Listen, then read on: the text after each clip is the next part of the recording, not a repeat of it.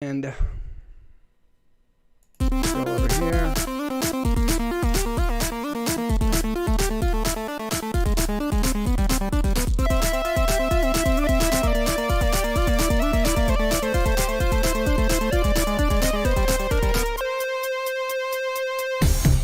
Hey.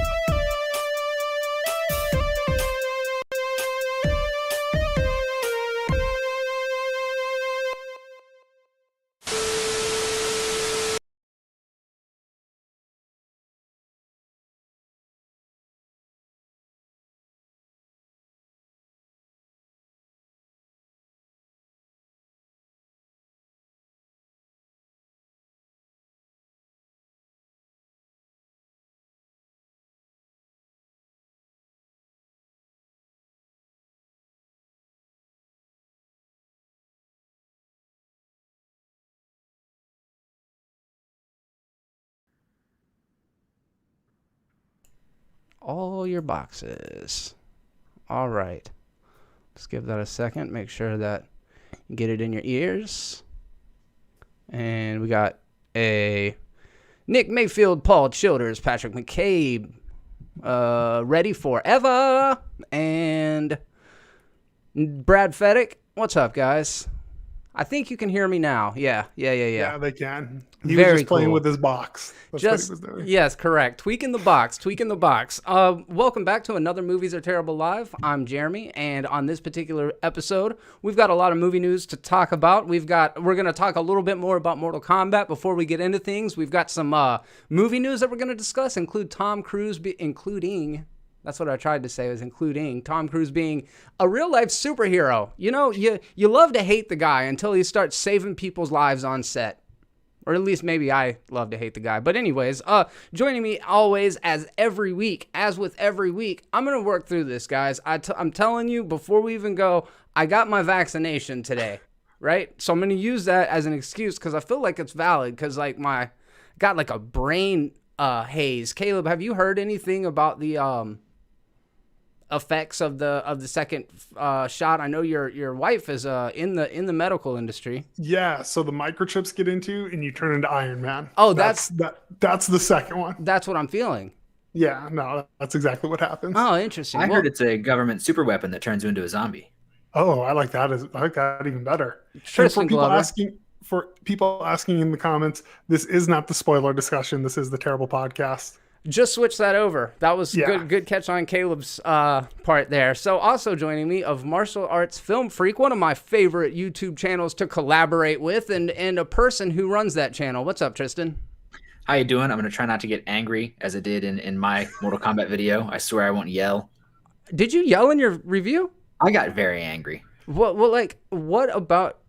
would you be so upset? Well, you know what? This is a good opportunity. Let's just go ahead and tear the fucking Band-Aid off, Tristan. What's your thoughts on Mortal Kombat? You don't have to get into everything you did on the review, but let's work through this.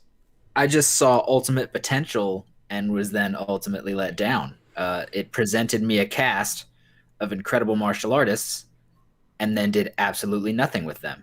What about Joe Taslim as Sub-Zero? Yeah, sure. Joe Taslim was great. The highlights of the movie were Hiroyuki Sanada and Joe Taslim. The two fight scenes they have at the beginning and the end feel like they were directed by somebody completely different. The rest of the movie, which includes the likes of Max Huang, Ludi Lin, Tadanobu Asano, and Louis Tan, all incredible fighters, did absolutely nothing the entire movie.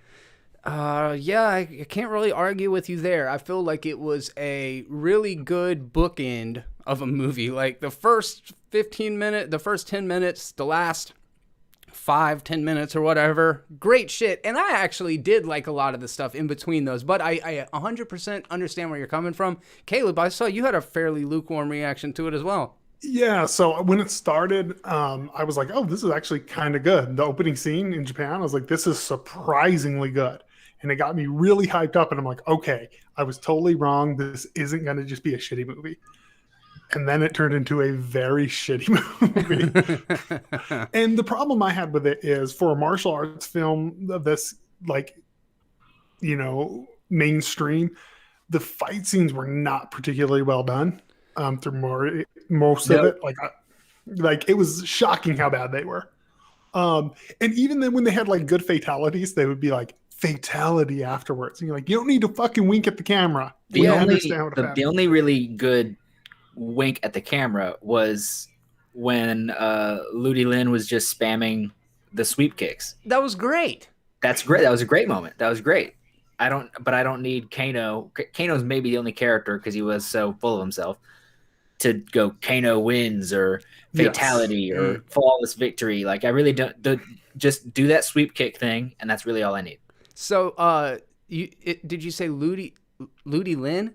Ludi Lin. He was Liu Kang. And what else is he? For those of you guys that don't know, Martial Arts Film Freak is a channel that really does focus in on great martial arts films throughout the decades, all sorts of stuff. And Tristan is a encyclopedia of knowledge for this stuff. The only of the characters that I recognized going into this film were Scorpion and Sub-Zero, the actors that play him. So, real quick, who did Liu Kang? What else has he done? So he's probably most known for the Black Ranger in the Power Rangers reboot. Okay. That movie, and then he really, in terms of martial arts stuff, because he's acted in a few other things, but there is an episode of Black Mirror where he's like essentially a Street Fighter character. Real? Oh yeah. That the first episode off the last season. Yeah. Yeah. Okay, I've seen that. That's right. Caleb, what did you think about that take on Liu Kang? Honestly, it's hard to even pay attention to any of the takes because the entire movie is so poorly written that it's grating to even like try to like or pay attention to any of these characters. Wow, yeah. It's rough. It's so funny because I am a big fan of the franchise, and I feel like I walked out of it. I feel like I walked out of it getting almost exactly what I was expecting out of it. Was it less good than I expected? Yeah, but it also left me kind of wondering, like, how do you do all of that in a movie? It's a lot. Too much. It's a lot. That was my thing, is like they should have done the first. So if they want to do this, and apparently they're going to do 5 movies anyway, why not take the MCU route? Why not start with a Sub-Zero Scorpion movie set in feudal Japan, like that first part? Give me that film, then give me another film, then give me another film, and have the 5th film be the actual tournament. Okay, so Louis Tan, is he an MMA fighter? No, he is. He's an actor with a fantastic martial arts background. Just bits of kung fu, Muay Thai, Taekwondo, bits of all that stuff. Is he an American actor? I want to say so, and at least English speaking. I didn't recognize him, but I hated Cole. Thought Cole was fucking terrible. Hated Goro. Thought Goro was awful, and what a waste of the character. They should have just combined Rico or Rico with Reiko. Yeah, with Goro. That's what I thought because months ago, Nathan Jones, who plays Reiko, who is like a 7-foot tall jacked dude, he tweeted that he was in Mortal Kombat, and I was like, sweet, Nathan Jones is gonna be Goro.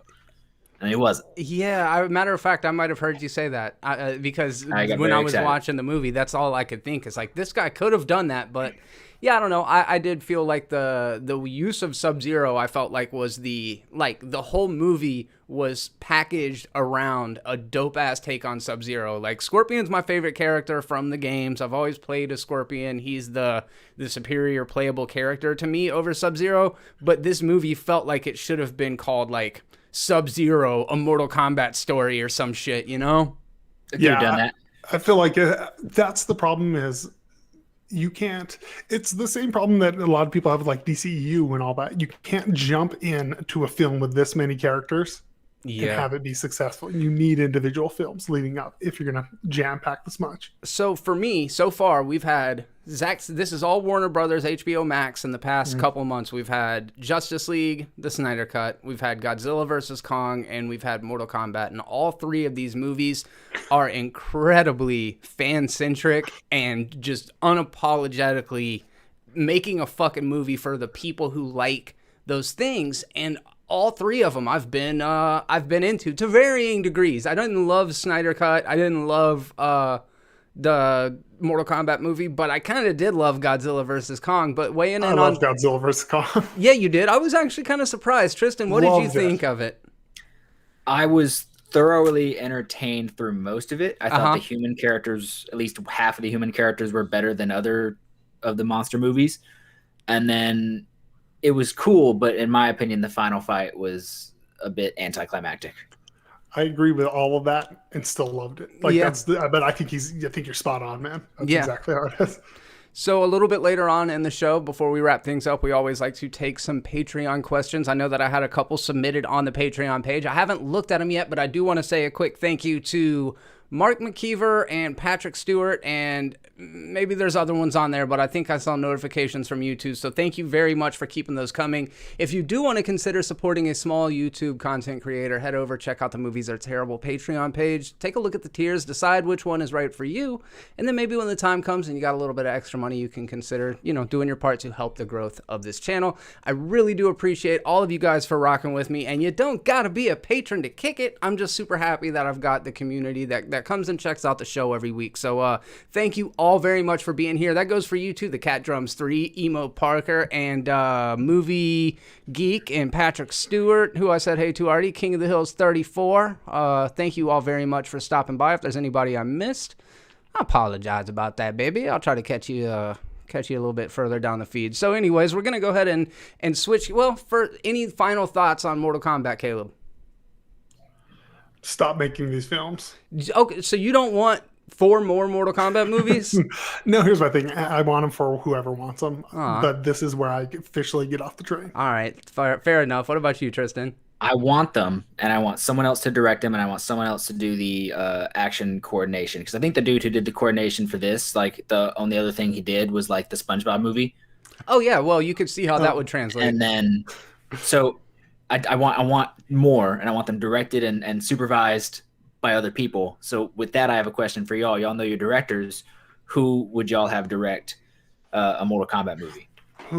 I mean, I've got a basic answer as an American audience member, and knowing the cast members that are attached, it would have to be Gareth Evans, man. Gareth Evans was my first idea, and then someone presented me with a second, and I'm like, oh, that might be the right answer. Oh, well, okay, Caleb, what do you got first? And then we're going to hear the Tristan's correct answer. I have two. Matt Reeves or Matthew Vaughn. Either one of these. Those aren't bad. I can see that. Both great filmmakers. And I think, wow, they would bring a completely different energy completely each of different, them. Yeah. Okay, Tristan, what is the true and correct answer? Someone presented me with Timo Tjahjanto. No, that's a terrible pick. He did The Night Comes For Us. Oh, dude, yes. No, and so why I think that is quite perfect is because he knows how to do his action. He's worked with Joe Taslim and Iko Uwais from the Raid. He's worked with Gareth, who's taught him like, hey, do this to capture this, do this. And he's also got the horror background, which we saw in The Night Comes For Us. He's doing fatalities already. He's doing all the fatalities already. Yeah. That movie is so sick. I've been trying to champion it to anybody that will listen. I'm not super well versed in martial arts movies, but I just love The Night Comes For Us. I kind of stumbled upon it on Netflix a couple of months back and was just like, oh, this is amazing. Yeah, you've been telling me to watch it since you saw it. I need to just sit down. It's Netflix, right? Yeah, it's very good. All right, so we're going to go ahead and switch over and start talking about some of the week's weird news headlines, starting with, for some reason, I'm using OneNote right now, and I used to be able to click a link, and then it would just straight up open up the page. You guys don't care about this. It would open up the page, but now I've actually got to copy and paste the link into the address bar, so it might take a second for me to pull up each of these stories, but we're going to get through it. Kabidon Kabidon is the new Japanese mating ritual you need to know about. This isn't really weird news. This is just a pop culture craze that swept Japan a while back that I've actually never heard about. Have you ever heard about this, Caleb? It's called what? Kabidon? Kabidon? It's when you walk up to a girl when you're like courting her and you slam the fucking wall next to her head. You like fucking hit your hand on the wall. Oh, I've seen this in anime. Okay, here we go. This is according to Janine Cho. We all know only too well the dazzling techniques British guys often use to get women's attention. The awkward, blah blah blah blah blah. Let's get where the thing is. Okay, the maneuver first became popular last year through the shoujo manga, called L, where the male lead corners his love interest against a wall using his arms. Both frightened and aroused, her large starry anime eyes light up and her cheeks turn a hot shade of pink. Now Kabidon turned into the top anime buzzword in Japan, spreading like wildfire into mainstream media and even retail. You've seen one form or another of this in ads, TV, movies, or magazines. I'm going to be honest, I'd never heard anything about this until reading this article, and I the visualization of it and just thinking about how that could potentially wow or entice a woman to be with you. Caleb, have you ever tried cornering a woman up against a wall and smacking? This, I'm telling you guys right now, if you're listening to this, do not do this. No. This is not a good. Yeah, I think that's assault. Yeah. Yeah, I was gonna say. It bumps right up against the line if it's not. Yeah, it's real. It's very, at least intimidation. It's saying date me or there will be an assault. Yeah. Like, I'm pretty sure if they hit you, then they could have the excuse of self-defense. Yeah, 100%. Yeah, that's a good point. Like, I didn't know what they were doing. All right, well, cool. Just mark this right now, Jeremy. When we finally meet in person, it's the first thing I'm doing to you. I'm just walking up, slamming my head against the wall. Right, good to meet you in person, bro. Yeah. All right, cool. So here's a San Diego Tribune story. Man killed. This is, I don't know. This might be funny. It's kind of hard to say. I'll let you guys be the judge of this. Caleb, I know your automatic answer is going to be no, but just follow me down this journey. Okay, all right. I'm on the ride. 2 die when a man jumps off building and lands on a woman walking near Petco Park. Is that funny? No, rewind it again. So he jumped off and landed on someone else? Man committing suicide jumped off of a building and lands on a woman. Fuck this guy, man. Yeah. So it's not funny. So how's the it's not guy? funny. How is the guy? How's the jumper? Oh, he's dead. Oh, okay. They're all dead. So They're both dead. He's one of the dead. Just both didn't turn out. Yeah. 30-year-old woman was walking in East Village when she was hit shortly before 7:30 p.m. Can you imagine, though? Like, you're walking down the street on a Sunday evening in East Village in San Diego, and some dude just comes flying off the 9th floor of a parking lot and lands on top of her. I know this isn't a funny story. It's really fucked up, but just, like, that's the last way you expect to die, right? No. I don't think of someone jumping on me and fucking doing a wrestling move from the 9th floor of a way I'm gonna go out. Not like you remember in The Good Place when like she gets to the good place and they tell her like how she died and she's like, oh, that's lame. Yes. I don't know. This is like one of those such a low probability thing. I feel like that's where the story is just like it's so unusual. And she had a companion walking next to her who was uninjured. Now this is painting the picture of like, y'all seen The Boys on Amazon? Caleb, you have not. I've seen like clips of it, but that's about it. Remember when the Speedster Ace Train is running and he's talking to his girlfriend at the beginning and she just gets eviscerated? It's like what kicks off the entire series. But that is basically the image that you're left with here. You're just like walking next to a friend and then all of a sudden they're like, you turn and look and they're completely gone. You know what I mean? That's a shitty way to go. Man. It's a real shitty way to go. All right, that wasn't exactly the reaction I was looking for, but that's all right. I got other ones in here. You really wanted us to sit here and celebrate death for a little bit with you? You just laugh. You ain't got to like celebrate it. I guess laughter is a form of celebration. Let's see here. All right. The Boys is top tier. Definitely recommend checking that out. I'm watching The Boys and Invincible. Oh, I skipped over the What Are You Watching segment of the the podcast, and I won't spend a lot of time on it, but I watched the trial of the Chicago 7 last night, and it is so good, dude. It hit. Like, the last 10 minutes of it were just some really, really good filmmaking. So I'm a big fan of that. I still haven't seen basically any of the other movies that were nominated for the Oscars in 2021, but that one is absolutely worth the nomination of the films I've seen this year. Tristan, have you watched anything over the last week or so? Today that I recorded a review for was the Shaw Brothers and Five Venoms classic, The Kid with the Golden Arm. And then I continued on Warrior, the Cinemax, now HBO Max series, which got picked up for a 3rd season. So that's great. And I hear only good things about Warrior. Warrior's it is great, yes. The one with based on like Bruce Lee or whatever. Is that it's the one? Based on his like sort of like original writings for what went on to be Kung Fu, which I'm also kind of watching Kung Fu, the CW show. Yeah, I heard they rebooted that's not good. Yeah. Was Kung Fu ever good though? It has its fans. I'm pretty sure its fans are just old people. Yeah. I was gonna say I've seen it. It's all right at best. I watched a little of The Legend Continues. It's essentially the old Hulk series, but instead of Hulk, you just have a guy who does Kung Fu. It was a white dude who thought he was Chinese. Yeah. Every great 70s American martial art, pretty much every great American martial arts movie ever. It's like a white dude learning how to do karate. Yeah, the new show is not good either. I haven't caught up on the last 2 episodes, but I'm 2 episodes in, and those 2 aren't good. Well, there we go. That's enough of a review for me. Not that I was going to watch it beforehand, but now I'm definitely not going to watch it. Do you like the CW shows, like The Flash and all that? No. Well, you're going to hate it. Caleb, have you seen anything over the last few days?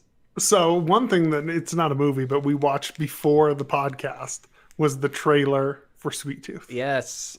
Which, if anyone has not read the comic books, the graphic novel Sweet Tooth, highly recommend it. It's probably my top 5 of all time. Cannot wait for this show or movie or whatever is going to be on Netflix. I had goosebumps while watching the entire trailer. So that's one thing. And then I actually haven't been watching, but I've been playing the Avengers game on PS4. I heard nothing but horrible things about it. As have I. Yeah, and apparently it turns into more of like a games as a service. So far, though, what I've played is just like a single player game, and I'm absolutely loving every second of it. Like, just enjoying it. Also, too, it's like, does it have issues? Yeah, but do I get to run around as the Hulk and beat the crap out of things and throw things? Yeah, and I'm kind of good with that. Exactly what I said about like Arkham Knight. Yeah. Everyone was like, exactly. I'm sick of riding around in a tank. I'm like, I'm Batman. Yeah. That's how I feel about the Avengers game. I'm like, I get to play as some of my favorite characters of all time and get a pretty decent story. It actually has some pretty serious moments. So far, Bruce Banner is one of the leads pretty heavily, and which I'm, as a huge Hulk fan, happy. I'm really enjoying it. We'll see once the more games as a service stuff gets shoved into it. But, and then I finished Ikiru, the Akira Kurosawa movie about the man who dies from cancer. Incredible. Not sure if I would love it as much if I had not had cancer myself. Similar shit, yeah. Like there's a scene where it just hit me, like where he's alone and he goes into his room and gets underneath a blanket and starts bawling because no one's there. And I'm like, oh yeah, I've done that. Damn. And it definitely hit me in a very, very impactful way. As far as his framing goes, which is one of my favorite things about Kurosawa, top tier. I think this is impeccable. And then I started watching Yojimbo, which I'd seen a long time ago. I didn't finish it yet because my kid still had to go take care of my kid. But I'm about halfway through it, and the framing and the motion, which is one of those things that Kurosawa I love. The way he puts motion in the scene is just like unlike anyone else. And that film alone is like a film school on how to put motion, like how he cuts on the movement to almost like mask a cut that's not masked at all. It's very, very interesting. There's also constant movement in every single scene. There's either rain or dust or fog. There's some sort of movement in every frame. It's impeccable as far as that aspect's concerned. I'm definitely intrigued. You can watch that on HBO Max? Yep. Nice. Yeah, and they also have a Criterion They have a Criterion Collection app, which is like $14 a month, which I'm gonna, because they don't have all of Kurosawa's films, so I'm gonna watch all the ones on HBO Max, then buy the Criterion Collection for like 2 months and binge them all. Yeah, dude. The Cat Drums 3 just now said if you like Kurosawa, you should watch Ishiro Honda films. I know Ishiro Honda, but really only from Godzilla. But apparently they were co-directors, so that's really interesting. Yeah. Daryl in the chat, what's up, dude? So yeah, we're gonna go ahead and swoop back around to a story about a teacher who got drunk and took students to a strip club on a school trip and got banned for teaching for 3 years. Richard Glenn's behavior was deemed so unacceptable that he was sent home early. Dang, got a slap on the wrist. A teacher who got drunk with pupils and took them to a strip club while on a high school trip to Costa Rica has been banned for teaching for 3 years. Caleb, is that an acceptable amount of punishment or not enough? What do we think? So what was the punishment again? 3 years of being banned from being a teacher. For drinking with high school students? Yes, and taking them to the titty bar. Yeah, no, that should be much worse. He should never be able to teach again, ever. I would think that. I want to know what kind of rich ass school is going to Costa Rica. Dude, it's a private school. Yeah, of course that it costs up to £4,850 a term. So it is, it's a prestigious school. He was a 55-year-old man who admitted to gross misconduct and was sacked from his job. The BBC reported. So he was British, right? Yes. I just looked at him and was like, "That's a British guy." Yeah, yeah.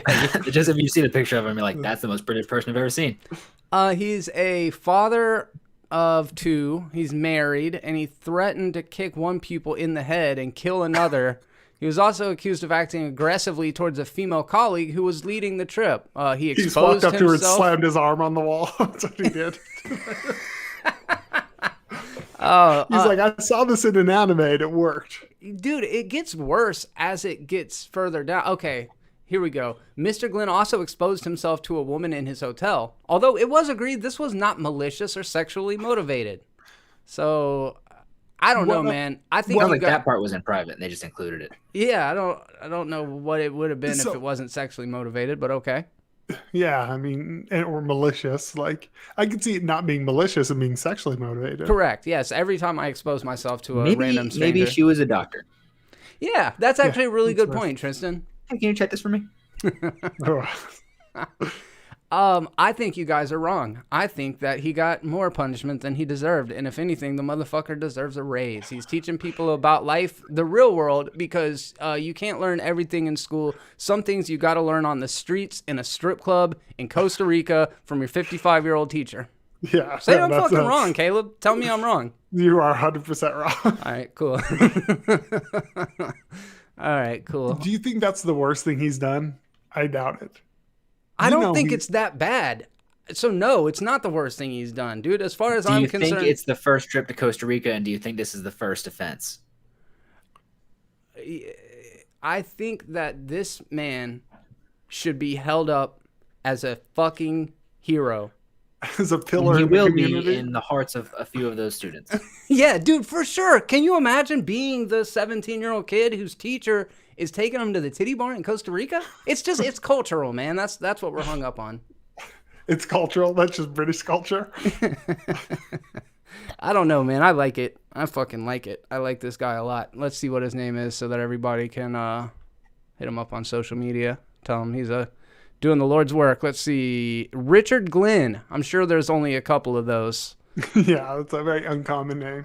He is so British looking. Tristan, you're right, dude. All right. Now I need to pull this picture up of this Brit. Well, I thought it was cool. Let's see. The Cat Drums 3 says, as a former teacher, he deserved more money before all the nudity and assault. Yeah, it's a decent take as well. That's a decent take. Yeah, then he could have had more to blow at the strip club. Yeah. All right. So did you guys hear about the Battle of the Joshes? No. Yeah. So this week, it was last week, there was a meetup pretty much right in the center of the country in Nebraska. I think it's like the GPS center. And there was a guy named Josh Swain who started a Facebook group or something. I don't have all the details right here. It was like a group chat like a year ago, on April 24th of 2020. Right? And he started it with, you may not know why I've brought you all here. And it was all Josh Swains. It was everybody named Josh Swain. That's right. And so he's like, you may not know why I brought you all here. And someone just replied, probably because we all have the same name. And he's like, precisely. And he's like, a year from today, we will meet at these coordinates. We will battle to the death. The winner will be the last Josh Swain. So then, hundreds, maybe thousands of people, like plus 1,000, more than 1,000 people showed up to this event, and lots of them were Josh's, lots of them were not Josh's, but they showed up and basically just had like a festival. I guess it was similar to the Naruto run or the Storm Area 51. Yeah. They did like only 2 Josh Swain showed up. The original Josh Swain and one other guy. So before the big battle, they just played rock, paper, scissors. Yes, and Josh Swain ended up winning, if I remember. The original Josh Swain won that. And then all the other 300 or so Joshes that were just Joshes, they all got pool noodles. Some of them designed their pool noodles to look like cool swords, and they just did battle. It looked like a lot of fun. It looked very wholesome. I kind of wish I would have been there. Caleb, what do you think about these kind of real life meetups that kind of start as memes? I mean, it's cool. Go have fun. I have too much important shit to do in my life to actually show up to one of these things ever. You wouldn't go to a battle of the Calebs? No, I wouldn't go to a battle of Calebs. I wouldn't go to a Naruto run. None of that. It is. So it's like even more wholesome the more you dive into it, because like they raised a bunch of money that like on paper it just said like this money will go towards all the loser Joshes who will pay to have their names changed. All that was put towards like a local charity. Like other money was raised for local charities, and then the final Josh to win was like an 8-year-old kid who I think was from a children's hospital in the area, and he won and was declared King Josh. And now there's a bunch of memes of like other little Joshes bowing to little Josh. Yeah, I like it, man. I'm all for it. I'm here for it, especially in a world where a lot of the news we get out isn't positive and isn't wholesome. So to like see things that are legitimately like fun and end up being positive for the community, I feel like is it almost just goes against everything that we're fed every day. I think. Yeah, we're fed that the world's a horrible, miserable place and everyone's evil constantly. Yeah. Shocking. No, most people are pretty decent. Yeah. And no like riots broke out, no fights, anything serious. I just know that you better not come to a battle of the Jeremys with a fucking fanoodle. Don't bring a fanoodle to a Jeremy fight. Jeremy's coming in like Michonne with like a samurai sword. There'd be like 400 decapitated, and Jeremy's gonna be standing there, just covered in blood. Like battle royale at the end. We should be surprised that there was no crazies at this thing that like put needles or something in their pool noodle. Yeah, pool needles. Yeah, dude, for sure. Agreed. Well, yeah, shout out to little Josh. If you guys don't know about that story, I definitely recommend checking it out. There's some good videos from the event and all sorts of stuff. So I thought that was cool. Little something light to mix it up. And this next story, Florida man. We're moving into the Florida man segment. I've been getting some good ones off Reddit lately, and this one is Florida man finds $1.5 million worth of cocaine washed ashore in Palm Beach. I don't think this is the first time we've had one of these, Caleb. That sounds familiar. They are always finding cocaine in Florida. Like always. That's a lot of money. Tristan. If you find... I mean, I don't think either of us would know what the coke was worth. Yeah, I saw that. Maybe we'll come back in a second. If you found $1.5 million, like a big ass brick of cocaine, is your first instinct to take it to the police?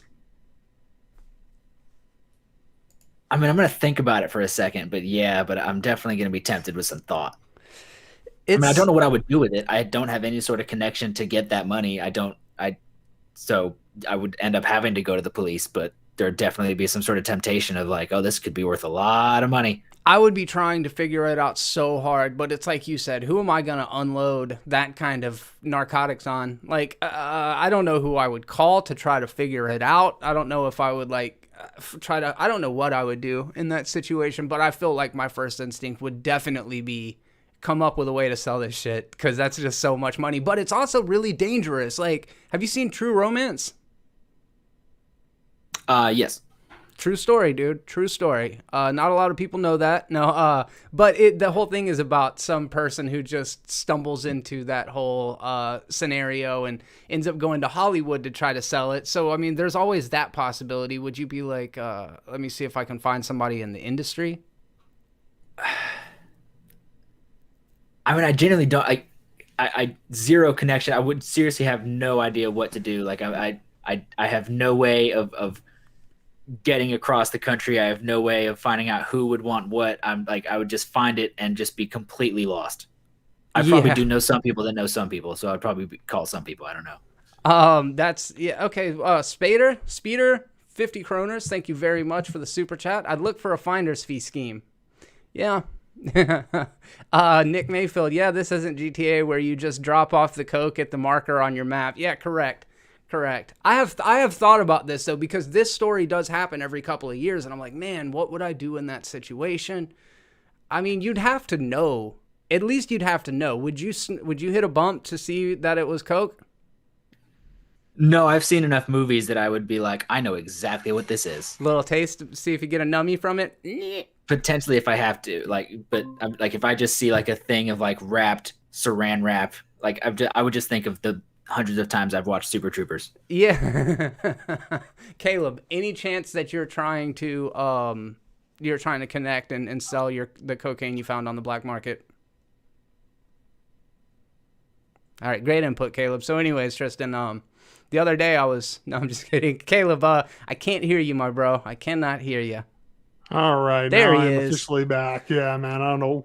My Chrome just like freaked out on me and now will not open for whatever reason. So I had to use Microsoft Edge for some reason. I don't know what's going on. Well, welcome back to the conversation. We're talking about cocaine here. Would you try to sell it, or would you take it straight to the police? What's your first instinct when you find a kilo of coke?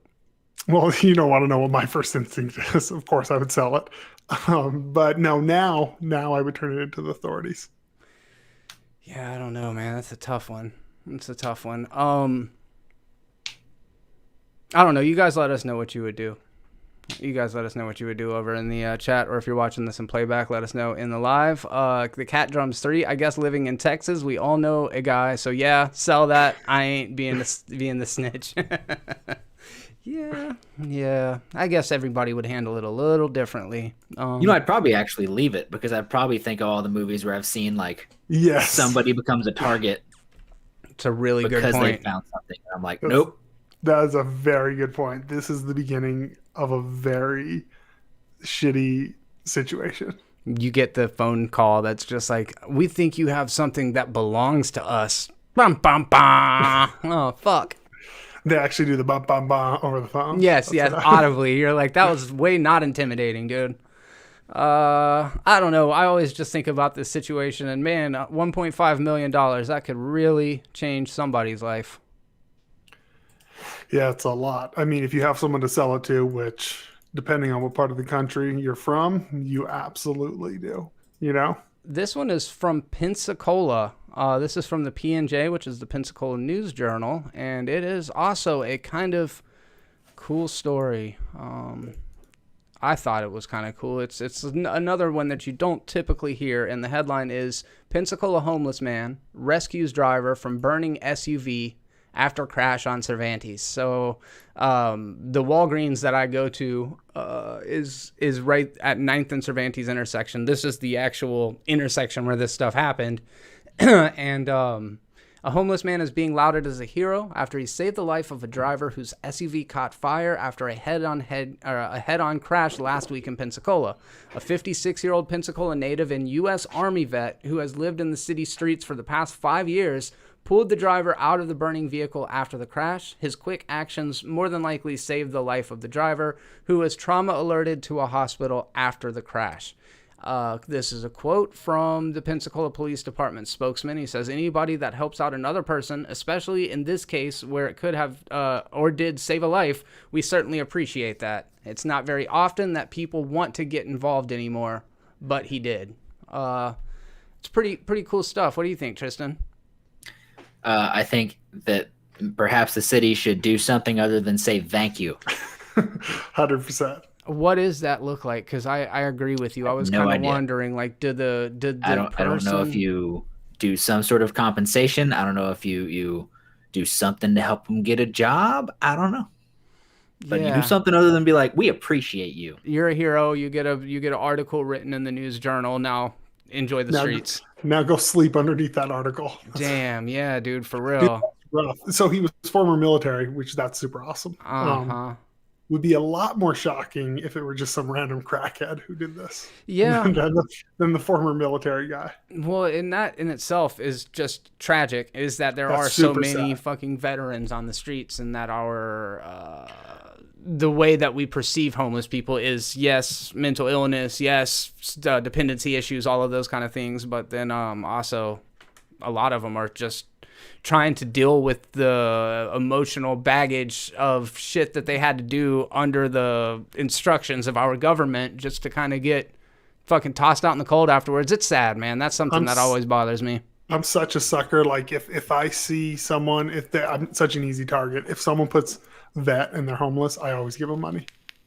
You know, like I just can't I gave a dude $50 the other day at King Soopers over by me just because I was like, he had a hat on, homeless. I'm like, shit, the least I can do is I have $50 in my wallet. This dude's probably been through stuff I couldn't even imagine. Yeah.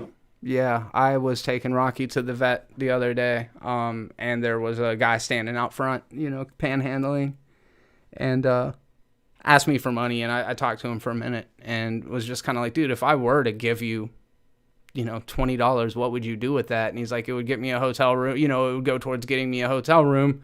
And I'm like, yeah, then like, past that, you know what I mean? Like, what is the end all be all? What's the end game?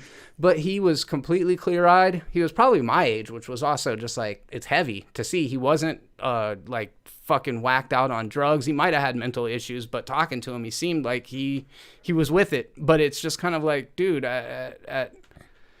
anybody could end up in a situation where they were, just needed help. And yes, I agree with you, Tristan, when you say like somebody should do something for this man. And this is a quote also from that article. He said, I asked Erik if he had anything he wanted to say to Freddie.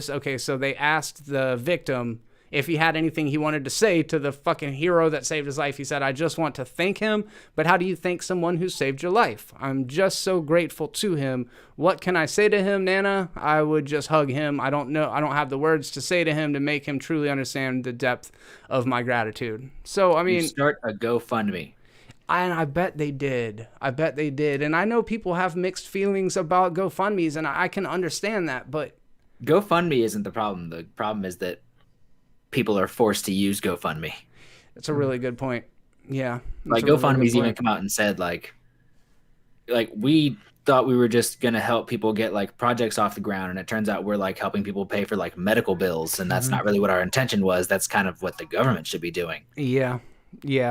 It's, I don't know. It's cool. It's cool to see this kind of stuff. And it happens from time to time. And again, that's not the kind of headlines that people always, pull out of what's going on in the world. And in fact, though, that kind of superhero disposition, personality, isn't something that only happens with the homeless people, because apparently one of the world's richest actors, Tom Cruise, just now recently saved a person on the set of the most recent Mission Impossible film. In fact, there was a fire in a Norwegian building like a year ago when they were filming Mission Impossible, and his crew, Simon McQuarrie, I believe is his name, Christopher McQuarrie, and Tom Cruise and the crew from Mission Impossible went and helped extinguish the fire. And then more recently, and then a long time ago, he reportedly saved his co-star's life from a spinning helicopter blade while on set. So Tom Cruise, if the articles are to be believed, has saved at least 3 people's lives in addition to doing all of his stunts, Caleb. So what you're saying is Tom Cruise in real life is a real life Tom Cruise. He is, yes. He is the real life live action adaptation of Tom Cruise. Yeah, that's what he is. I think this is Tom Cruise saying, I'm not about to let something stop my movie from being in production. Yeah. It's just his insane work ethic. Yeah. No, I mean, awesome. If he's saving 3 people, cool. Good on him, man, for doing that. It's crazy. So a new report from The Sun, which take from that what you will, reveals that Cruise saved his co-star Elizabeth Shue's life during the production of Cocktail. The film's aerial camera operator, Bill Bennett, wrote about the incident recently on Facebook, and Cruise reportedly confirmed the story to director Christopher McQuarrie. The Sun's report followed a story from over the weekend in which Cruise was spotted saving a cameraman from falling off a train during a stunt on the production of the latest Mission Impossible movie. So he's like saving the Cruise life. That's crazy. He's like saving the lives of all these people that are put into danger because they're working on this movie. Yeah. Kind of to Tristan's point there. Yeah, I agree. We were filming the scene from a helicopter where Tom and Elizabeth are riding horses along the beach. After a couple takes, the pilot would land the helicopter on the beach, and Tom and Elizabeth would come over to watch the shot recordings and get notes from the director. The only monitor was at my operating position in the left front seat of the helicopter. He explains that the tail rotor on the back of the helicopter appears invisible as it spins. If you walk into it, it will kill you instantly. Oh, wow. Didn't realize that. After Cruise and Shue watched the playback of a scene on the monitor, Shue took off suddenly, running toward the back of the helicopter.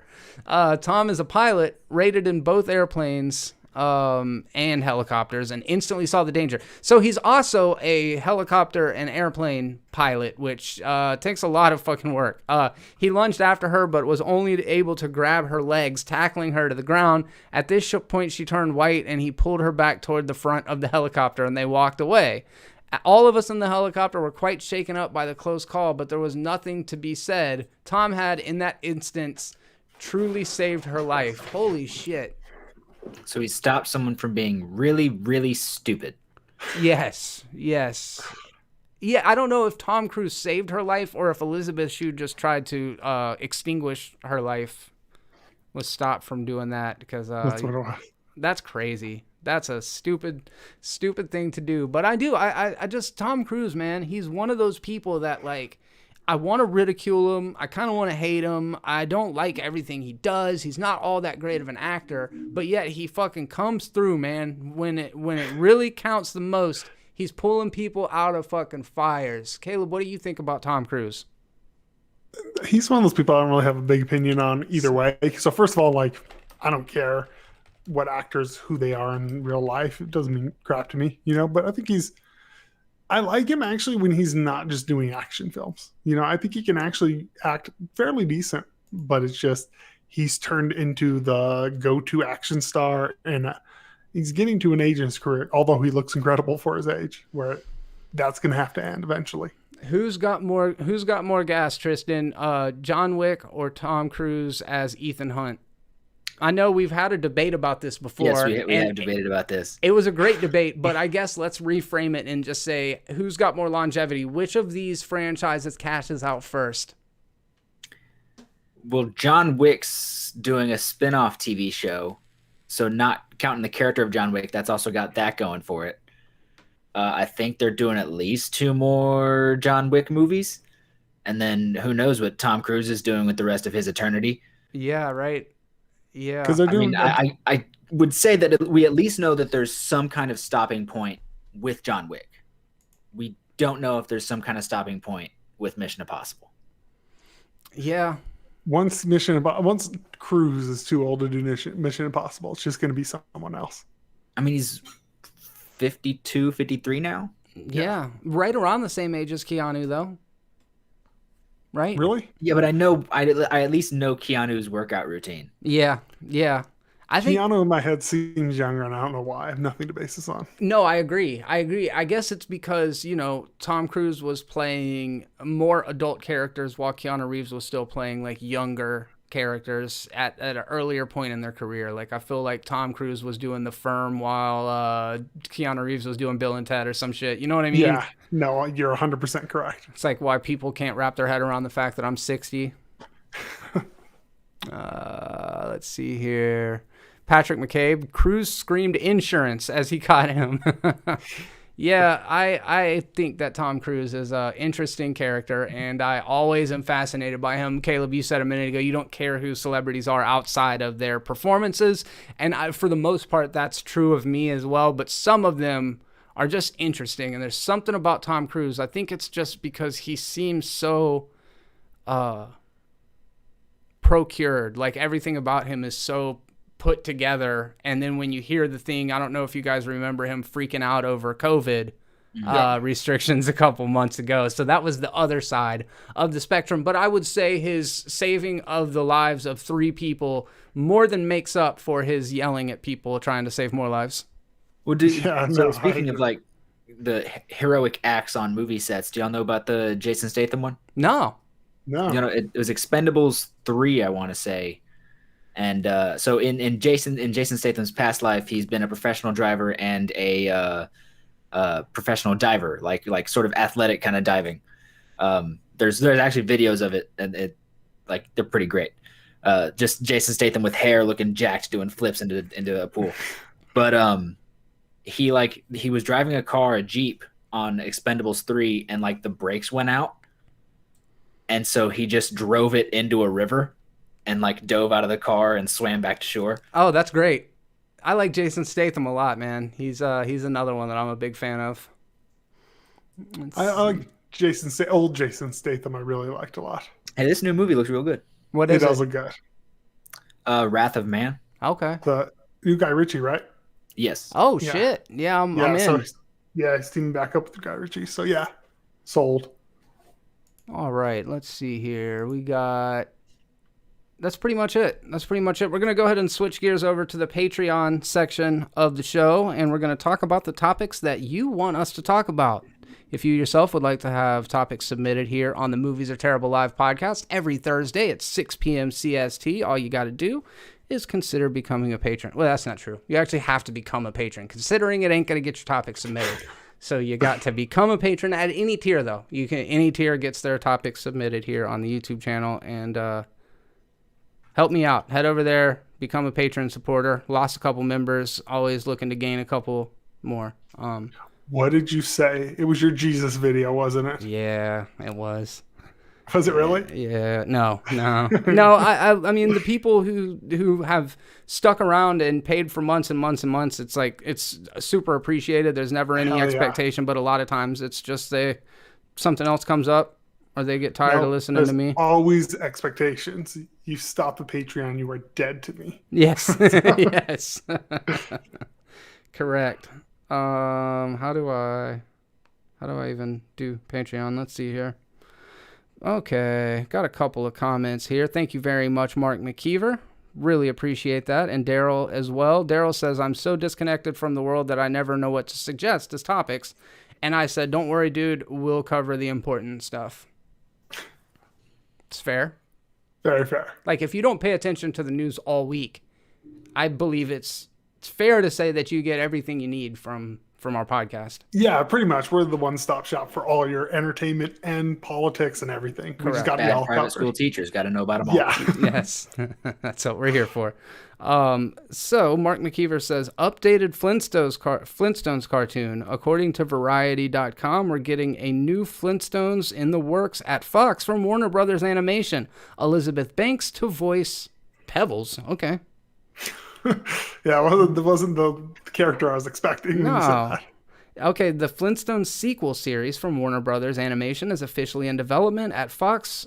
Just now said the exact same thing. The animated series titled Bedrock is set 20 years after the events of the original series.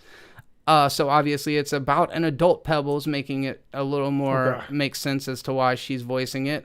In the show, Fred Flintstone is on the brink of death. Oh my God. No, he's on the brink of retirement, and 20-something Pebbles is embarking on her own career. As the Stone Age gives way to a shiny and enlightened new Bronze Age, the residents of Bedrock will find this evolution harder than a swing from Bam Bam's club.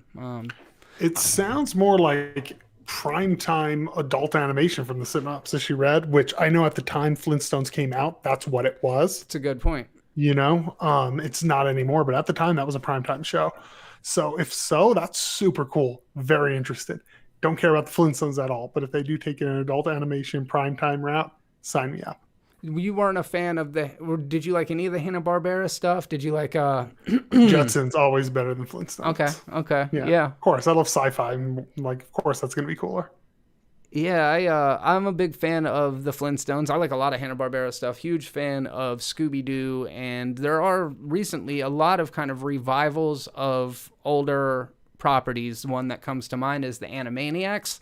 I felt like it translated pretty well to nowadays. However, this seems to be more in the vein of like a Cobra Kai or Fuller House. That's a good point, Tristan. So what do you think about that approach, and do you feel like there's an audience for this IP?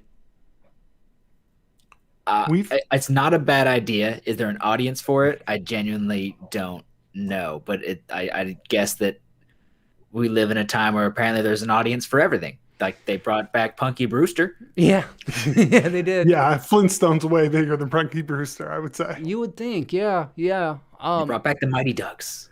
I did not know that. Is it good? Yeah, it's on. I have not even. From what I've heard from Mighty Ducks fans, just like you would from Karate Kid fans who are loving Cobra Kai, I've heard a lot of people love it. Okay, all right. I used to love Mighty Ducks. But then I grew up, so I stopped watching. I never seen it. Not even. I mean, I know Emilio Estevez is in it. It's a Disney movie about hockey, but I hadn't actually seen it before. I don't loved know. it as a kid. I say we bring back Young Guns and do it Old Guns. Yeah, Ooh, there you go. Yeah. I mean, Top Gun's coming back, but when everything we've said so far, Punky Brewster, Animaniacs is 90s. Fuller House. All this stuff is 80s and 90s. When you look at the Flintstones, that's like my parents' generation of entertainment. That's like way fucking back in the day. So I'm wondering, like, with Animaniacs, you're getting the parents who are people my age, and then you're getting the next generation of our generation's kids. I don't know who that generation is that's clamoring for the Flintstones. Sure, there's a shit ton. You forget about Cartoon Network airing reruns of that constantly. You're right. Even like my generation of Cartoon Network, though, we never got reruns of like we got it in like commercials telling us to go watch Boomerang. Yeah. True. Yeah. So I think Caleb and I are probably a little bit older than you. I'm a little bit older than Caleb. So I think right at that transition, they were definitely playing Jetsons and Flintstones in syndication when I was very young. Like I was still getting old Tom and Jerry cartoons and stuff like that. Yeah. Bugs Bunny. That's about all. That's the oldest stuff that they played. Like when I was 3 to 6 years old watching Cartoon Network, that's the oldest thing they played really was Bugs Bunny and Tom and Jerry. Dude, Okay. Cartoon Network used to be real interesting when it was all like the old action cartoons and everything. It was a really cool, interesting network. It's a lot different. Yes. Yeah.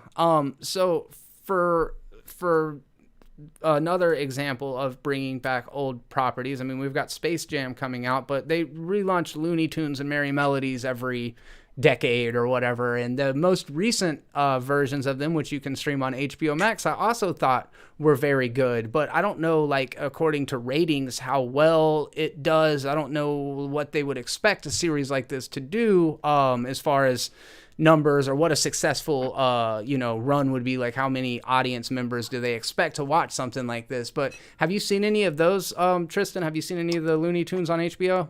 I have not. I have not dove into that corner of HBO. Yeah, it's its own whole thing over there as well. Like the Criterion Collection, there's like lots of little cool sub sections of HBO. They hubs or whatever they call them on HBO.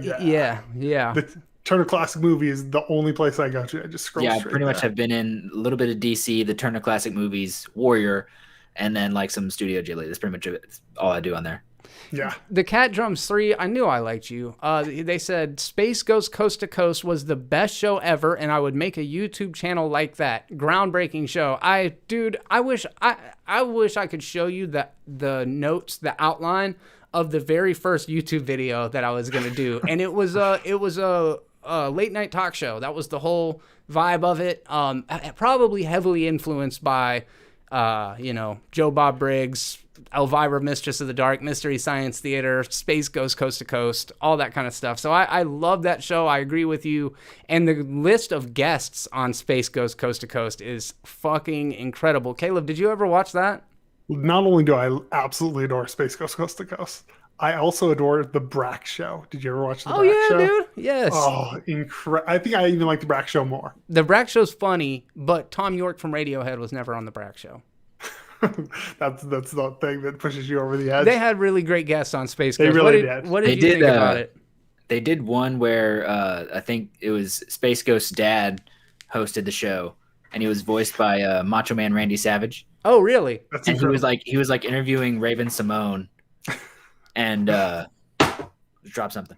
He was interviewing Raven Simone, and like he just like you just hear Macho Man voicing this old man just go, "Don't you raise your voice to me, young lady. I'll put you in a figure 4 leg lock." I gotta watch that now, dude. Damn. I don't Is know there how I anywhere missed that you can stream Space Ghost? HBO Max. Oh, it's on HBO Max? Yeah, oh, man. sweet. Oh, yeah, I might actually. That's going to be. I've been looking for. So before bed, I always watch like some sort of cartoon every night. Same. That might be my good one that I go to next. That's so funny. I'm the same way. Oh, here we go. This is definitely an attention-grabbing headline from Collider saying no more movies from James Gunn. James Gunn said he loved making Peacemaker so much he might make only TV after Guardians 3. What the fuck is Peacemaker? It's the spin-off with John Cena's character from Suicide Squad. It's a TV show with John Cena. That's It's gonna be on HBO Max, yeah. Fuck yeah, dude.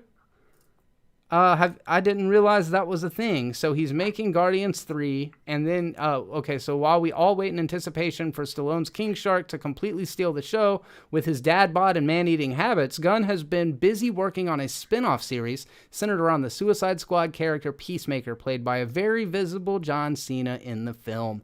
Gunn is aiming to finish the HBO Max series before jumping back into the Marvel Cinematic Universe with Guardians 3. He seems to be having very much fun working on Peacemaker and says he's considering sticking with the TV format.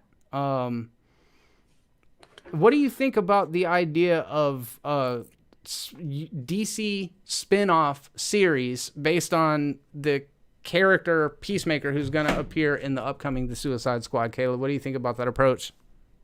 I mean, I'm okay with the spinoff. I will have to see this character. I haven't seen anything of him that makes me clamor to go out and see a show because I haven't seen the movie. But I think it's cool. I mean, I have no problem with that. I think James Gunn, someone who loves James Gunn, I would like to see him back away from superheroes in general after Guardians of the Galaxy, whether it's film or whether it's TV. I don't care, because James Gunn's incredible. I'm just kind of over like certain directors that I love only doing superhero shit.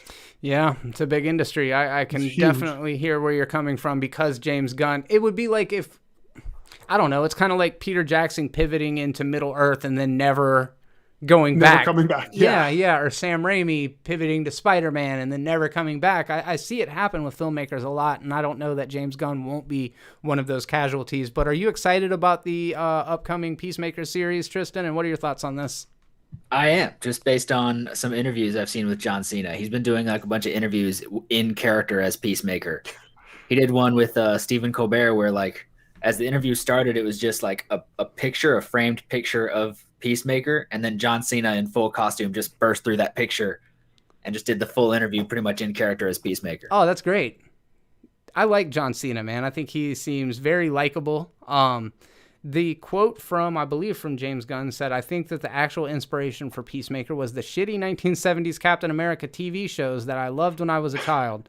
And I think Peacemaker exemplifies a lot of the things about society that are going on politically and what people's beliefs are about America and the world. So being able to tell those stories that are slightly more socially conscious in their essence, but also outlandish, it lends itself to that. I'm all for it. I know that there are a lot of people who would take that quote and it'd be like, keep your politics out of my comic book stuff. But I mean, it's like watching Falcon and the Winter Soldier and people being like, dude, why you got to bring up politics? And it's like, I mean, it's Captain America. It kind of makes sense. I feel like this is an opportunity to do that. And knowing James Gunn's kind of style and his ability to do satire, I think he's a good choice to address this kind of stuff. Caleb? I mean, I actually understand both sides of this because I get sick of politics being in fucking everything. You know, whether it's right or left, sometimes I get sick of it. But I always fall on the side of artists. If they want to talk about politics, talk about politics. I don't care what your stance is. Tell me the story you want to tell me. I'm all about it. Yeah. I guess I guess for me, the characters of Guardians of the Galaxy, I feel like lend themselves to a different kind of storytelling than something like Captain America and the Red Skull, right? Where one of them has to address that kind of shit, where in a space opera fantasy kind of thing where it doesn't even take place on Earth, discussing American politics probably wouldn't make as much sense. But I don't know, a sci-fi you could easily do a satire, I mean, or allegory, of Yeah. course. Yeah. I mean, you can definitely work it in there. I guess some people have an issue where subtext becomes too textual, I guess. I feel like Neil Blomkamp's an example of a director who started off doing it in a more nuanced way, and then Yes. Elysium was like just fucking clubbing you over the head with I it. still liked everything he does, though. Oh, yeah. Well, wait, Chappie? don't like Chappie? I don't like that he casted Die Antwoord in it. Yeah, I can see that, but I like Chappie. I like it all right. Other than that, what do you think about Chappie, Tristan? Just some great special effects and a pretty mediocre movie. Yeah, that's a pretty balanced take. It's Short Circuit 2, where he goes and meets the gang. It's the darker version of that. That's what it is. I gotta check Discord and Patreon messages in just a second here. I just now realized Invincible renewed for season 2 and 3 by Amazon. Am I the only one watching this, Tristan? I'm probably like 2 episodes behind, but I am definitely watching it. And what are you thinking about the series so far? I'm highly enjoying it. The only thing stopping me from ever keeping up is remembering that it's on Prime. And what's the problem with that? There's nothing really a problem with it. It's just I have to always remember where all my shows are on what streaming service. Yeah, okay. And like finding the time to watch the things. When I do find the time, which one do I watch? Do I watch another episode of Warrior? Do I catch up on this week's wrestling? Do I watch Invincible? I don't know what I'm doing. Yeah, that's understandable. I can That's relate how with I that. am with everything. I'm like, oh, I want to watch this movie and this show and this, and the next thing you know, I'm like, okay, I just got to stop watching certain things. Yeah. I like Invincible a lot. I think it's a very interesting story that for the first couple of episodes, I was waffling on it. I'm like, I mean, it's cool, but it kind of just seems like an animated version of The Boys. What's the hook about this series that's really going to make it fucking different enough that it's worth my time in addition to watching The Boys on Amazon? But within a couple episodes, I kind of started to understand what its thing is, and it's kind of like it's like if Spider-Man existed in a hyper-violent world, I guess, is kind of the best I could think of. Have y'all seen the comic panel? I don't know if it's like real. It probably is. They probably did some kind of crossover where like Invincible is discussing names with Spider-Man. Yes.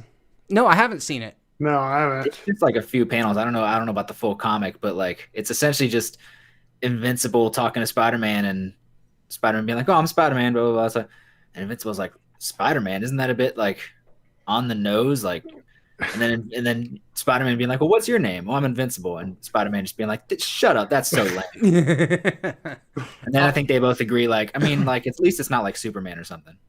Yeah.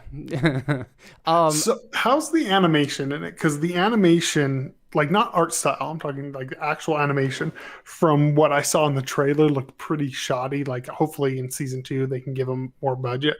I got Looked like thoughts. Very limited animation. What do you think, Tristan? It's not like the smoothest animation at times. I don't know if that's a style choice, but it doesn't distract me or anything. I think it goes well with the world they've made. I actually think the animation is pretty weak, and which is crazy because the art style, like what you just said, Caleb, there is a very important distinction to be made between the character design and the drawings are excellent. The motion of it, what the problem I think with it is it's that flash animation style where a lot of times the figure will move without the actual being animated, or like if there's 500 drones, they're all the exact same copied and pasted drone flying around. So I can definitely say that there are issues with it.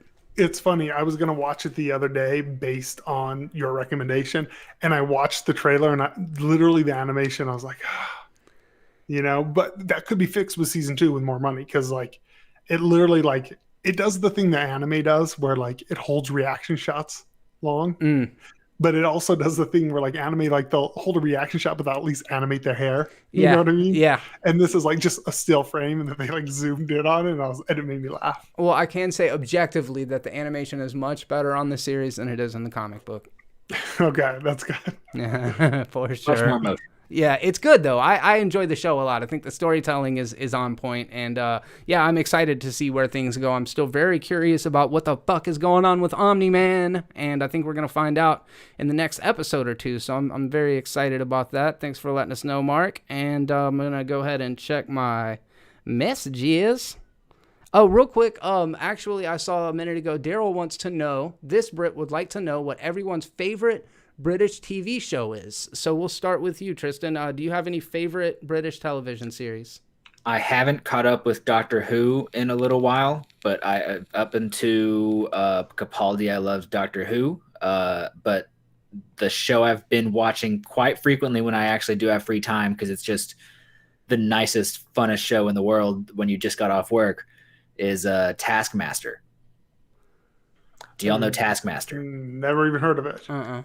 It is a British game show, which I'm jealous of the shows they have over there, because they have so many shows where it's just, let's get a bunch of celebrities and comedians and just have fun for an hour. Because what this is there's the two hosts, Taskmaster and his assistant, and each season is the same 5 contestants for the whole show, and whoever has the most points by the end of the whole season wins. But it's always 5 comedians come on the show, and the Taskmaster gives them a task, and it's sometimes it's a smart task, sometimes it's something really stupid, and these comedians, whose all brains work in different ways, all come up with different solutions to figure out this task. And however they did it, if they did it, the Taskmaster gives them points, and whoever has the most points by the end of the 10 episodes wins. And it's good. It sounds like it's I'm so curious. fun. Like, I started with season 7 because there's a comedian on there named James Acaster who I really like, and that show just brings me so much joy. Well, that's awesome. I definitely would not mind checking that out. I am on YouTube. A person that loves game shows. So I'm definitely a person that loves game shows and late night talk shows. And Caleb gives me shit about it. And you know what? I'm all right with me. Because you're an old bastard. I'm all right with me, Caleb. What do you think about what a favorite British TV show is, or maybe a couple that you like to watch, Caleb? So my number one go-to, automatically, the first thing that pops in my head is Mr. Bean, of course. Oh, yeah. Yeah, that was like the first thing that pops into my head. And then I also like Faulty Towers. I also do like Blackadder. All of my stuff is going to be like older in comedy.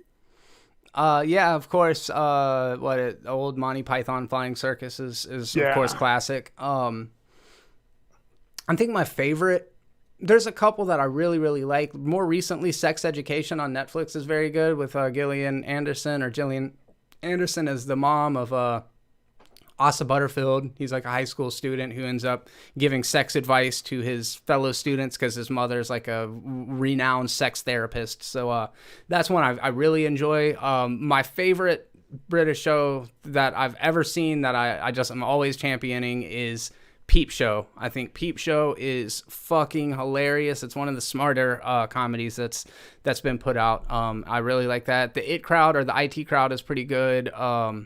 And then there was the one Spaced with Simon Pegg. Oh, Spaced is incredible. Spaced is the shit. So those are a couple. Yeah, Peep Show and Spaced, I would say, are probably my favorites. Christopher Branch said in the chat, Top Boy. I have not seen this yet, but it looks awesome. Huh. I haven't heard of it. What's up, Christopher Branch? How you doing, man? Yeah, man. I don't know if anybody's mentioned the Mighty Boosh at all. Oh, Oh, dude, how did I good shit. get the Mighty Boosh? Oh, man, the Mighty Boosh. It's incredible. Yeah, I will check out Top Boy. I've never even heard of it before, but it looks critically liked. It's got a good cast in it. The Mighty Boosh, man. The Mighty Boosh. I've seen every episode like 4 times. Really? Every single episode. Yeah, I love the Mighty Boosh. It's damn right down. It's just insane in the best possible way. I got to go on Discord. I haven't been on the Discord in 6 months or something like that. I need to stop by. I'm so bad about the social media end of things. I enjoy making content, but I am just bad at coming up with tweets. I don't ever want to post it on Instagram. I try, man. Tristan, how do you... Social media is the worst. It's difficult. How do you regulate your social media presence, Tristan? I don't do it nearly as much as I should. I try to keep up by at least doing a story every now and again.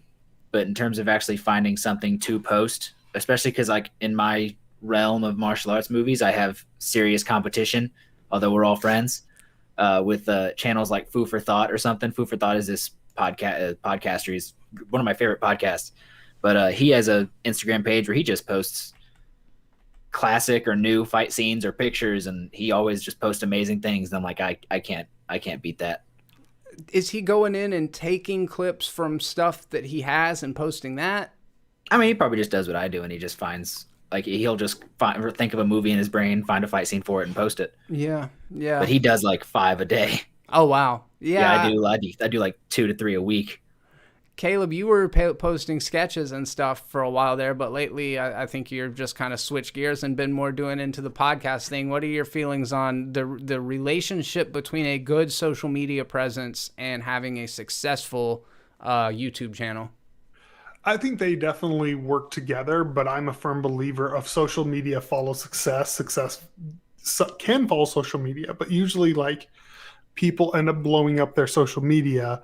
We all know tons of YouTubers have massive YouTube channels and their social media is like 15,000 people. Yeah. You know? Yeah, like, I do. Holden doesn't mess with that stuff at all. Oh, Matt Lane Fitness in the chat. What's up, dude? What up, Matt? Matt guested on the show a couple weeks back, and that was a good time. I enjoyed that, Caleb. I did. I had a blast, specifically because I got someone to agree with me on John Wick. So that was the only reason. That's the number one memory of that podcast. Yeah. What was your take on John Wick again? Yeah, that neither of us liked it. That we don't get it. Cool story, dude. Well, at least me and Tristan know what's good. What's up, Matt? Good to see you, man. Good to hear from you. Yeah, we have a good time. We ended up checking out a movie. I think it's okay to say. All 12 of you guys that we watched. We watched Mortal Kombat last week, and Matt was actually the bigger fan of anybody in the group other than myself, I guess. Our friend Prime knows it pretty well as well, but Matt like knew the names of the characters. He was like, yeah, dude, Scorpion, Sub-Zero, Raiden, Sonya Blade, and what's his name, Luke Cage. And I was like, you fucked it up at the end, dude. You fucked it up at the end.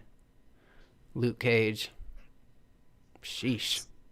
Sorry, I'm texting during the podcast. I'm trying to make a sale, so while I'm texting. Tristan, what are you up to? I'm thinking about things that made me angry in Mortal Kombat, and I'm trying not to yell about them. Man, you really did not have a good experience. Some of the Arcanas was kind of stupid. The whole idea of the Arcana is stupid. Yes, it's so dumb. And the fact that everybody's powers are so randomly generated and so specific to the characters, the fact that they even tried to explain that, I feel like was a fool's errand. They should have just been like, yeah, the dude's got freezy powers. Just deal with it. They do a really good job of something like that in Legacy Season 2, where all the fighters are transported to Outworld for the tournament, and they're told, like, in this dimension, your abilities that you have at home, like Johnny Cage just being really fast, your abilities that you find natural are heightened. So now Johnny Cage is like rapid quick with his punches and his kicks. Stuff like that. Yeah. Because that whole like unveiling superpower thing, that's not from the lore. That's just from this movie. The idea of Arcanas, yeah. Okay, yeah, because like all of a sudden, yeah, I thought that was weird. They're like, you're just gonna unlock your superpower, you know, and I was like, okay. Like they definitely, like, some characters do definitely have abilities in the games. Yeah, but it's the idea not of it like being an Arcana. Is, yeah, okay, that's what I thought. Yeah, because I felt that was kind of weird, where they're like with Kano, where he was like trying to unlock his power, and then he gets his one Cyclops eye, and he's like, "That's my power." I was like, one that I had the most problem with was Jax having weak prosthetic arms and then his Arcana being strong. Yeah. Now the worst part for me was Cole in his cheap, ugly rubber suit. Dude, that thing was so whack looking. It looked like so cheap. It was all like wrinkled up around his waist. I would very much like for Louis Tan to become like a huge star, but this movie didn't really do him the most favors. No, it made him honestly look like a really bad actor, in my opinion. Like acting wise, he was pretty rough in it.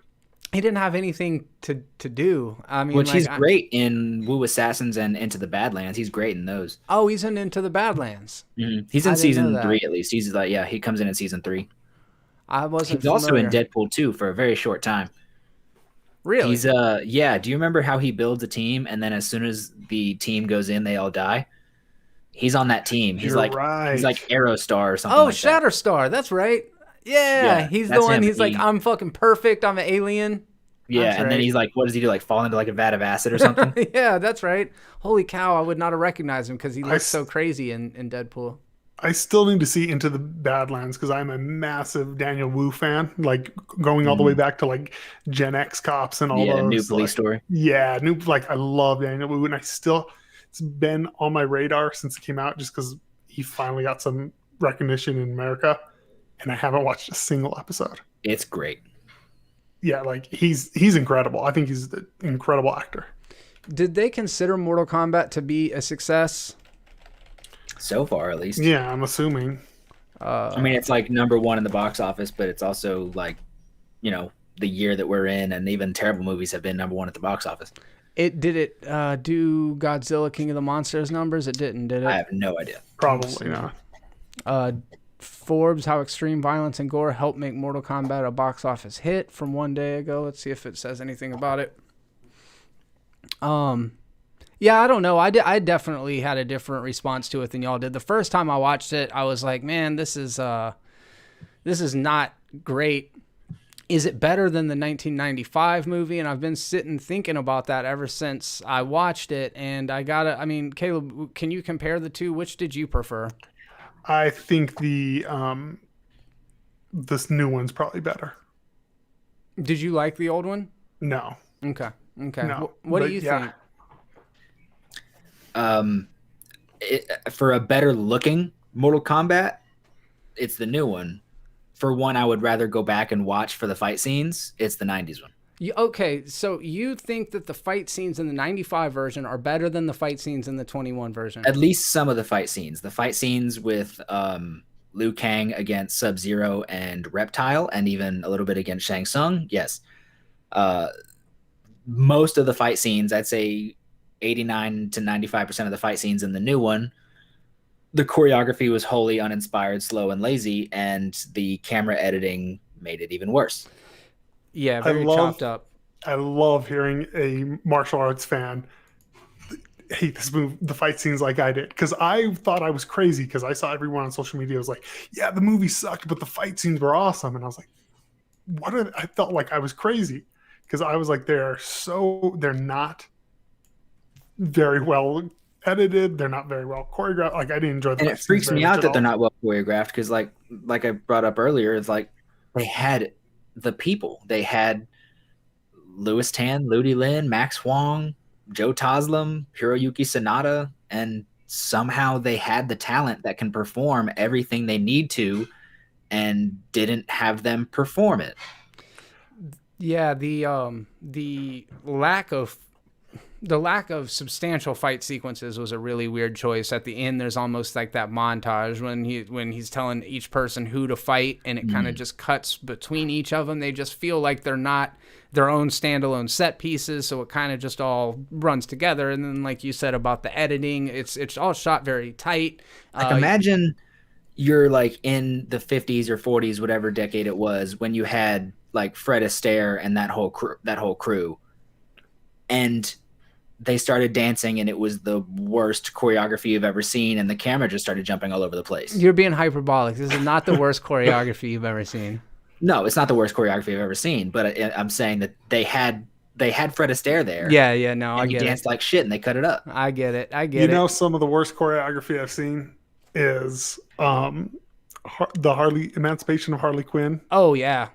Oh, that's rough. Those fight scenes are rough. The fight scene at the end. Fight.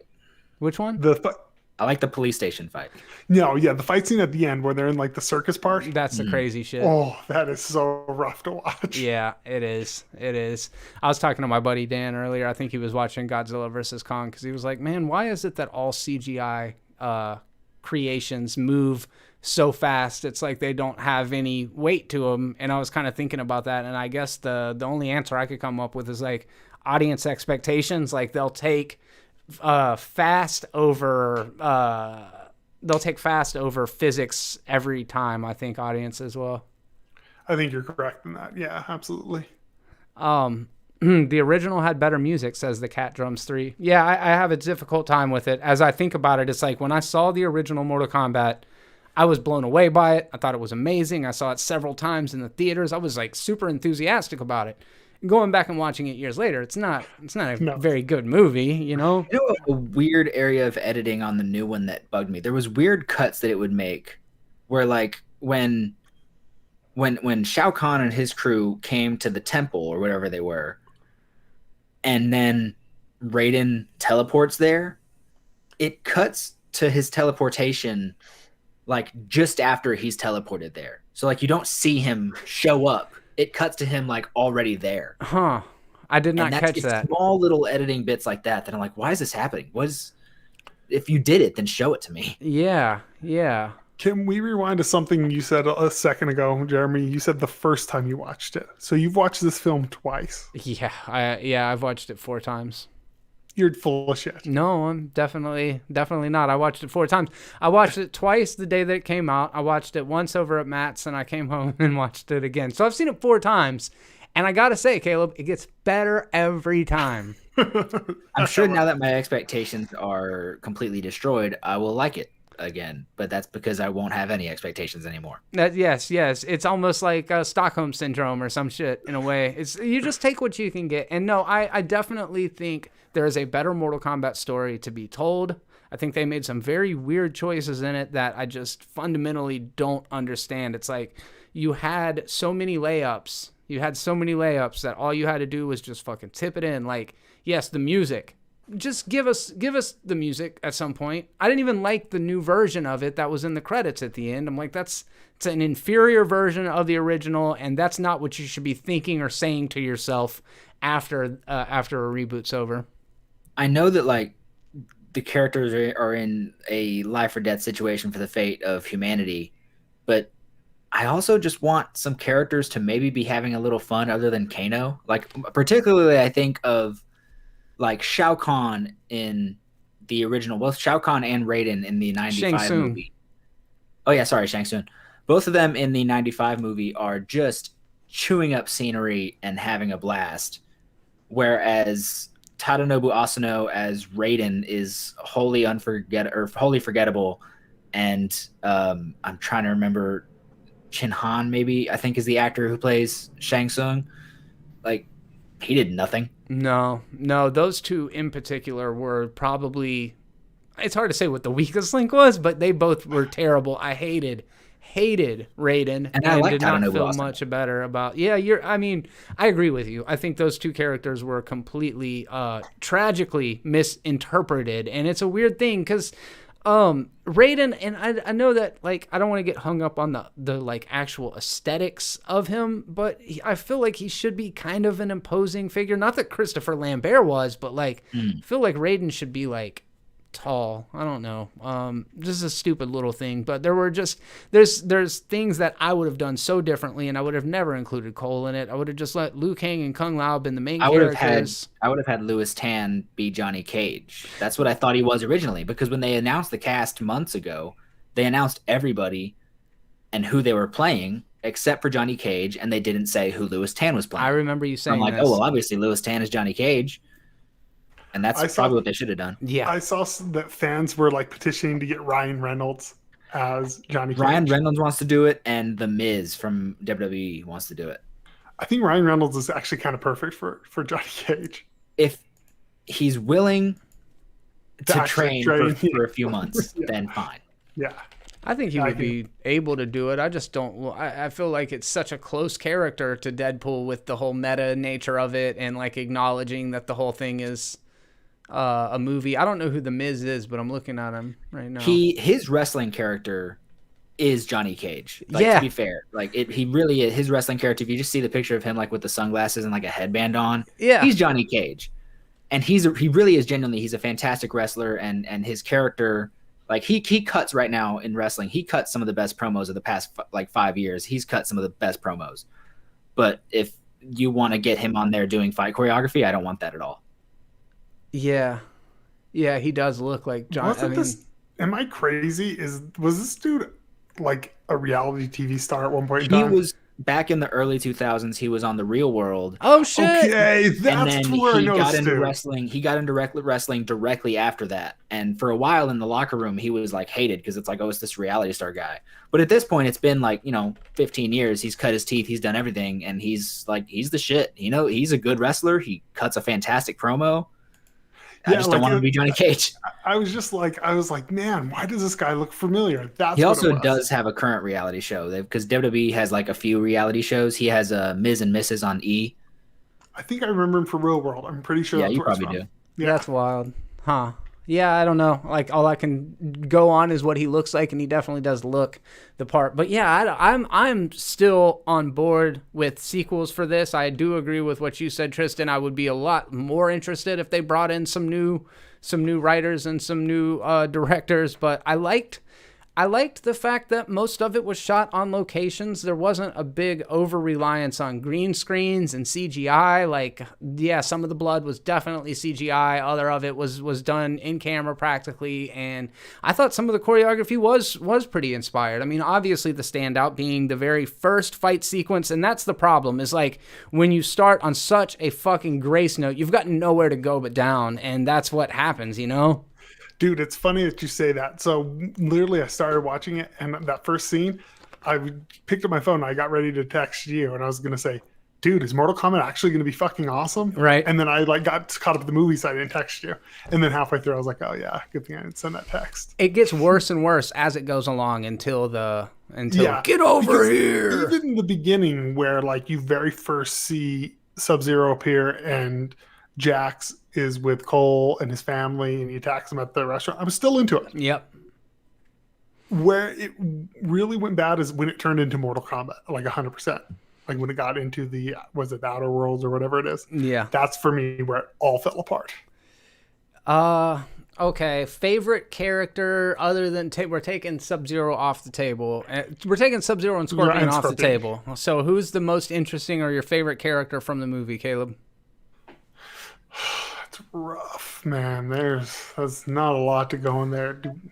Maybe Kano? Yeah, that's what I thought. That might be Tristan's answer as well. I mean, he's the only one that had any glimpse of personality. Yeah. Like Kano or Jax maybe had a moment, but Kano's the only one that got to do anything. I actually am and I think I'm the only one. I really like Kung Lao. Well, I was actually about to turn on that. I just remembered that Kung Lao was in this movie.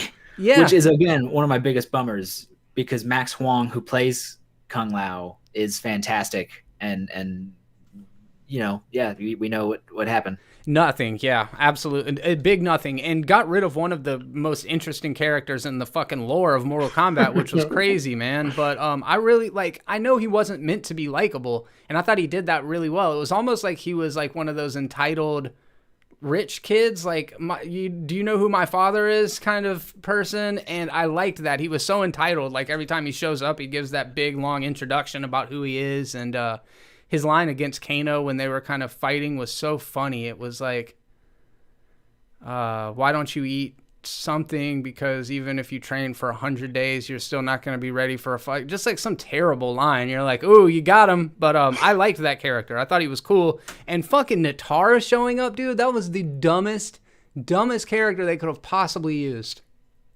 I don't even know which one Natara was. Which one is that? It's the Harpy. Okay. The Harpy that shows up to get they bisected. Just needed someone's face to go through a razor blade. Yeah, you're not wrong. Blade. I don't know. I come down on the side of just favorable.